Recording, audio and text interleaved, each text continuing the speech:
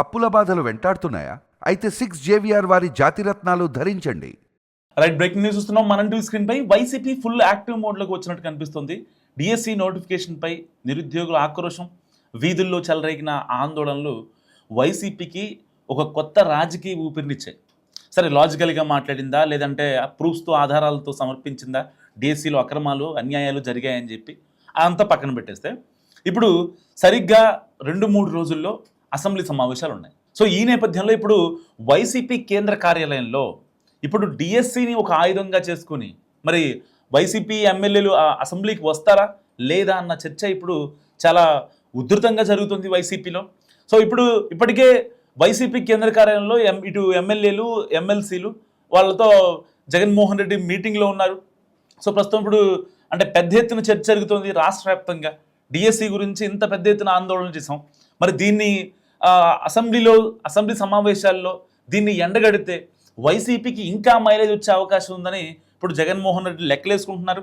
So ఇలాంటి నేపథ్యంలో అసలు ఆయన అసెంబ్లీకి వస్తారా లేదా అనే చర్చ ఇప్పుడు అక్కడున్న ఏదైతే మీటింగ్లో ఉన్న వైసీపీ ఎమ్మెల్యేలు, ఎమ్మెల్సీలు కూడా కనిపిస్తున్నటువంటి అంశం. సో క్యాడర్లో పెరిగిన జోష్ను అంటే వైసీపీకి కొన్ని అడ్వాంటేజెస్ ఉన్నాయి. ఇప్పటిదాకా అంటే ఆల్మోస్ట్ 2 years గడిచిపోయింది కూటమి సర్కారు ఏర్పడి. సో ఈ 2 ఏళ్ల ప్రగతిని మేము ఏం చేసాం, ఇన్ నెక్స్ట్ 3 years మేమేం చేస్తాము అని చెప్పి ఇటు కూటమి ఎమ్మెల్యేలు కావచ్చు, కూటమి అధినేతలు కావచ్చు మాట్లాడుకుంటుంటే, జగన్మోహన్ రెడ్డి గారు డిఎస్సి అంశాన్ని పట్టుకొని ఇప్పుడు ఎట్టి పరిస్థితుల్లో 2 ఏళ్లుగా అసెంబ్లీ సమావేశాలకి వెళ్ళలేదు కాబట్టి వైసీపీ ఇప్పుడు అసెంబ్లీ సమావేశాలకు వెళితే కేవలం డిఎస్సిని కనుక వాళ్ళు పట్టుకొని అసెంబ్లీ సమావేశాలకు వెళితే నిజంగా మరి ఈ 11 మంది ఎమ్మెల్యేలు సో మరి కూటమి ఎమ్మెల్యేలతో చర్చకు సరితూగుతారా లేదా అనే ఒక మీమాంస జగన్లో కొనసాగుతుంది. ఎందుకంటే ఇప్పటిదాకా అంటే కొన్ని లాజికల్ పాయింట్స్ మాట్లాడుకునే ప్రయత్నం చేద్దాం. సో జగన్మోహన్ రెడ్డి గారు రాష్ట్ర వ్యాప్తంగా నిరసన దీక్షలు, రిలే నిరాహార దీక్షలు, నిరసనలు, ఆందోళనలు డిఎస్సి విషయంలో చాలా గట్టిగా చేశారు. So there is no doubt about it. Jagan దాంట్లో సఫలమయ్యారు.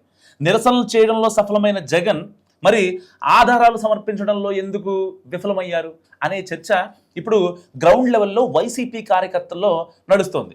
సో జగన్మోహన్ రెడ్డి గారు ఆయన ధర్నాలు చేయమన్నారు, పోలీసు వాళ్ళకి ఎదురెళ్ళమని చెప్పారు, మాజీ ఎమ్మెల్యేలు, మాజీ మంత్రులు, మాజీ ఎంపీలు, గ్రౌండ్ లెవెల్లో కార్యకర్తలు అందరూ బయటకు వచ్చి సో నెక్స్ట్ లెవెల్లో ఒక యుద్ధంలాగా చేశారు.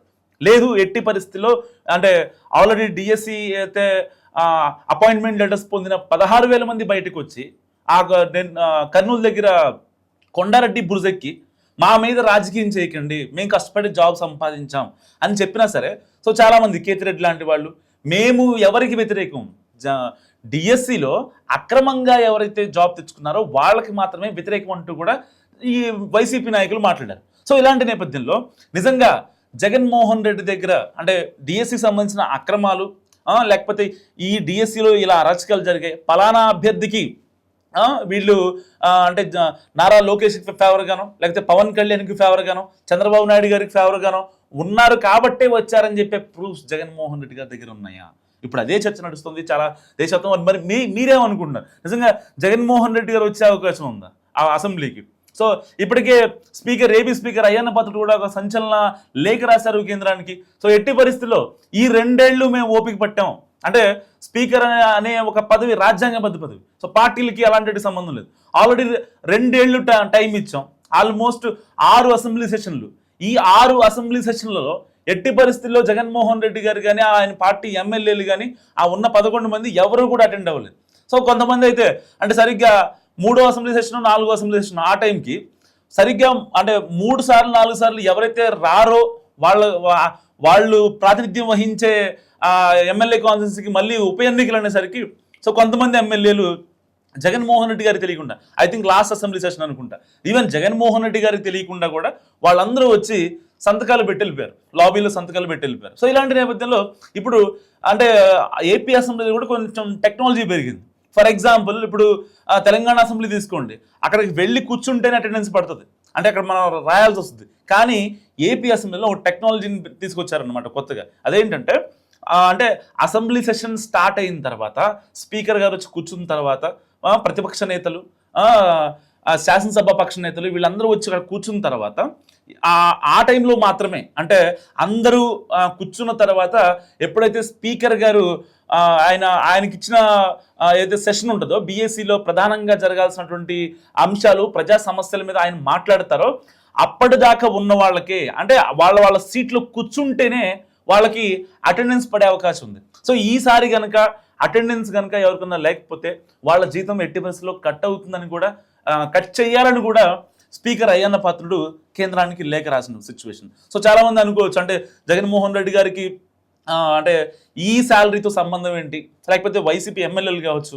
అసలు ఆ శాలరీతో ఎంత అవుతారు ఏంటి అనే దాని గురించి మనం మాట్లాడుకుంటే, సో జగన్మోహన్ రెడ్డి గారు ప్రజల తరపున ప్రజల కొరకు ఎన్నుకోబడినటువంటి ఒక ప్రజాప్రతినిధి.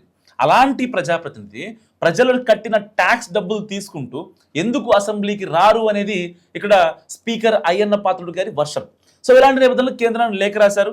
ఎట్టి పరిస్థితుల్లో జగన్ అసెంబ్లీ సమావేశాలకి వస్తేనే ఆ యొక్క శాలరీ కూడా ఇవ్వమని కూడా కేంద్రం చెప్పిన నేపథ్యం. సో ఇలాంటి సిచ్యువేషన్లో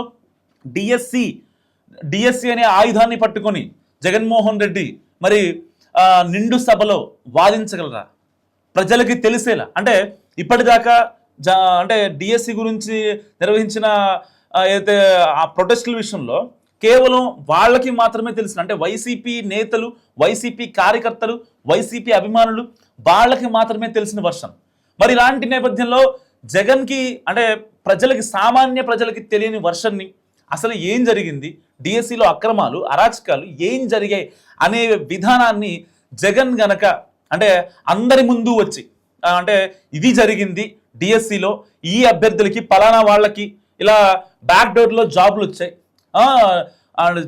పెద్ద పెద్ద టాపర్లకే జాబులు రాలేదు, ఇలాంటి వాళ్ళకి ఎందుకు వచ్చాయని ప్రూఫ్స్తో మాట్లాడితే కనుక నిజంగా అంటే అసెంబ్లీ సమావేశాలు ఇప్పటిదాకా ఏపీలో జరిగిన 6 కూడా ఏదో నార్మల్గా జరిగాయి.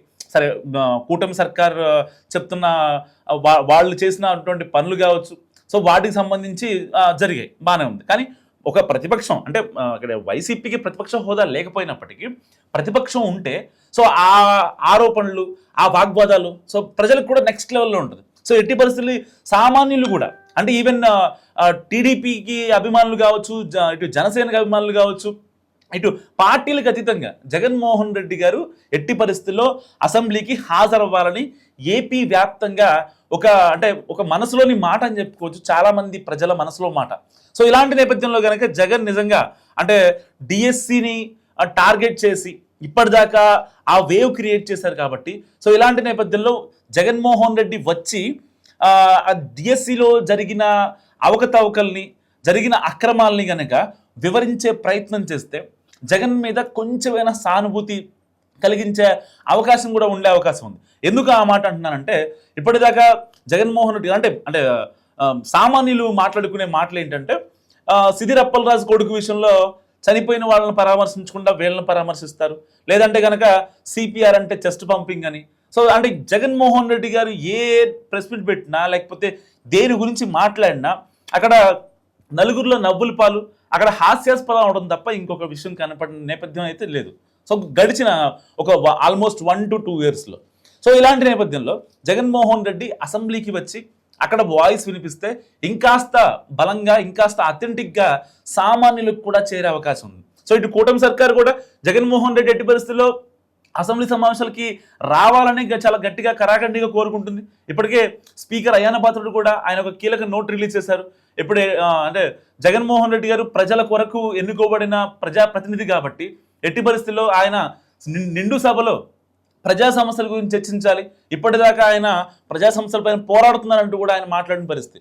సో ఈ నేపథ్యంలోనే జగన్మోహన్ రెడ్డి అసెంబ్లీకి వస్తారా లేదా, మీరేమనుకుంటున్నారో మస్తు కామెంట్ చేయండి.